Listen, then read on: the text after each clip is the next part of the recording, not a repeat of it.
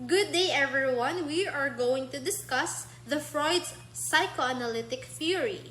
But first, let me introduce our group. I am Alaw Jamariani. Next to the list is Badbadon Luisa, Clapano Eliza, Mocha Maria Althea, and Molina Gilbert. Freud's stages of psychosexual development. Here we will discuss the oral stage, anal stage, phallic stage, latency stage, and genital stage. First, the oral stage. The erogenous zone is the mouth. During the oral stage, the child is focused on oral pleasures. Too much or too little satisfaction can lead to an oral fixation, or oral personality, which is shown in an increased focus on oral activities. This type of personality may be oral receptive, that is, have a stronger tendency to smoke, drink alcohol, overeat, or oral aggressive, that is, with a tendency to bite his or her nails, or use curse words, or even gossip. As a result, these persons may become too dependent on others, easily fooled, and lack leadership traits. On the other hand, they may also fight these tendencies and become pessimistic and aggressive in relating with people. Next, the anal stage. The child's focus of pleasure in this stage is the anus. The child finds satisfaction in eliminating and retaining feces. Through society's expectations, particularly the parents, the child needs to work on toilet training. Let us remember that between 1 year and a half to 3 years, the child's favorite word might be no. Therefore, a struggle might exist in the toilet training process when the child retains feces when asked to eliminate, or may choose to defecate when asked to hold feces for some reason. In terms of personality, fixation during in this stage can result in being anal retentive, an obsession with cleanliness, perfection, and control, or anal expulsive, where the person may become messy and disorganized. I'm Eliza Clapano and I'm going to discuss what is phallic, latency, and genetic stages. Freud proposed that personality development in childhood takes place during 5 psychosexual stages, which are the oral, anal, phallic, latency, and genital stages. During each stage, sexual energy or libido is expressed in different ways and through different parts of the body. The phallic stage is the desire of a child. If it's a boy, it'll develop unconscious sexual desire for their mother, and boys may see their father as their rival for his mother's affection. The boys have fear that their father will punish them for having these feelings, which called the castration anxiety. Freud called this Oedipus complex in Greek mythology, which means Oedipus unintentionally killed his father and married his mother Jocasta.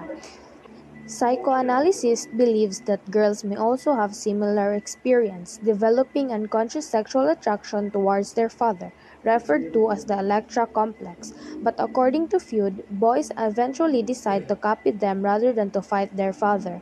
Because of fear of castration and due to strong competition of their father, boys develop masculine characteristics and identify themselves as male and repress their sexual desire towards their mother.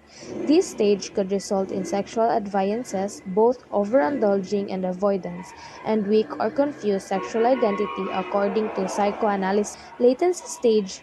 During this stage, boys ages 6 years old up to puberty usually relate more with boys and girls with girls.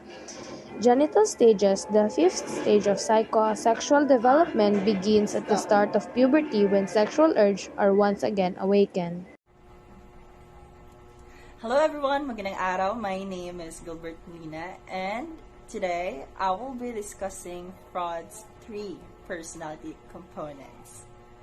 So according to Freud, Freud described the personality structures as having 3 components: the id, the ego, and the superego. For each person, the first to emerge is the id, followed by the ego, and last to develop is the superego. The id talks about essential needs of a baby that should be met.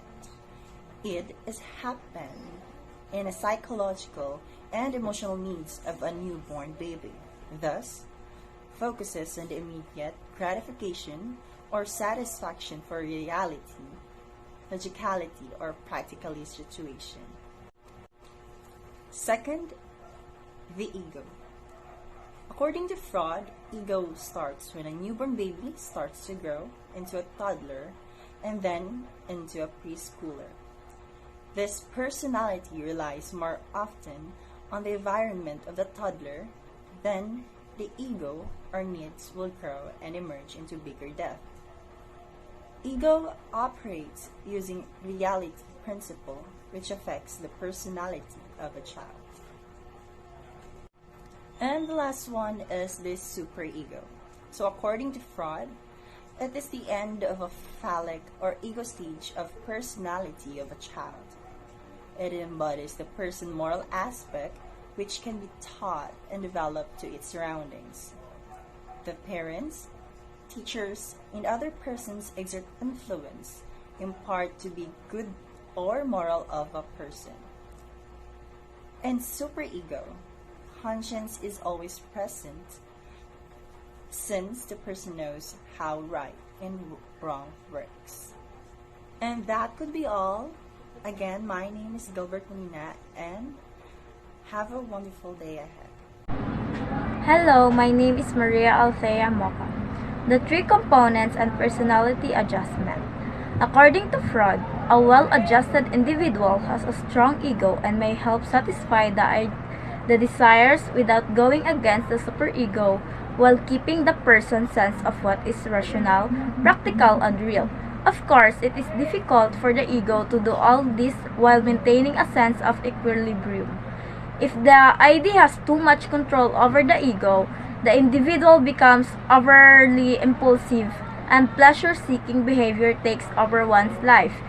In the opposite direction, the superego may be so powerful that the ego is overwhelmed. Overpowered, the person becomes harsh and judgmental of his or her own and others' actions.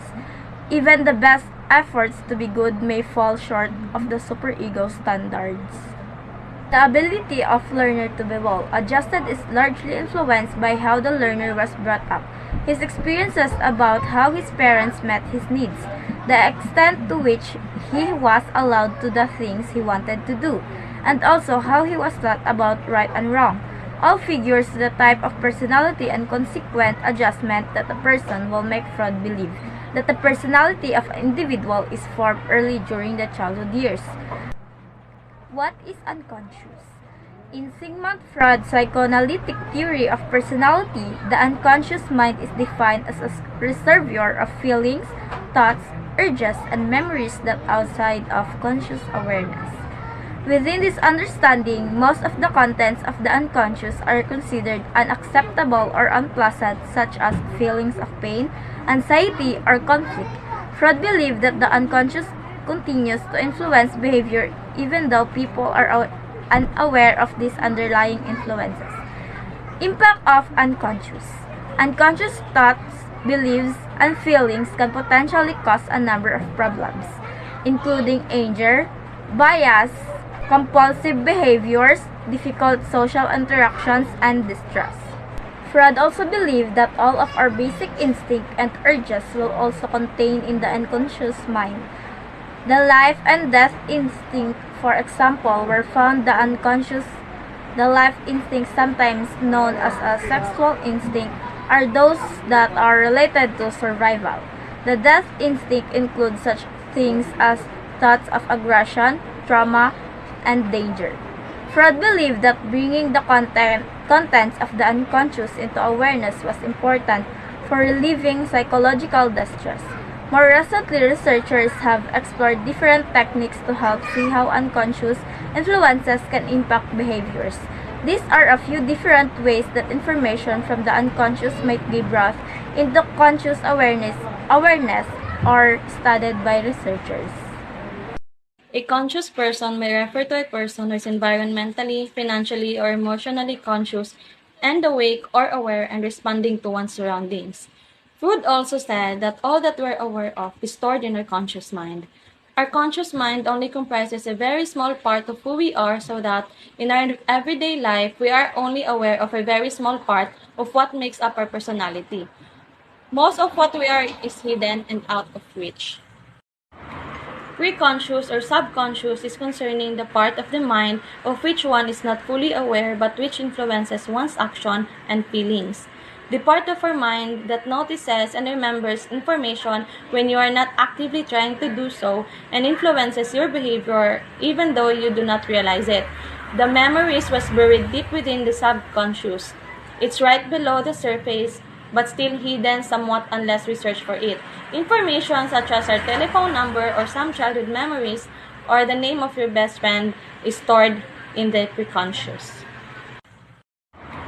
Preconscious or subconscious is concerning the part of the mind of which one is not fully aware but which influences one's action and feelings. The part of our mind that notices and remembers information when you are not actively trying to do so and influences your behavior even though you do not realize it. The memories was buried deep within the subconscious. It's right below the surface but still hidden somewhat unless we search for it.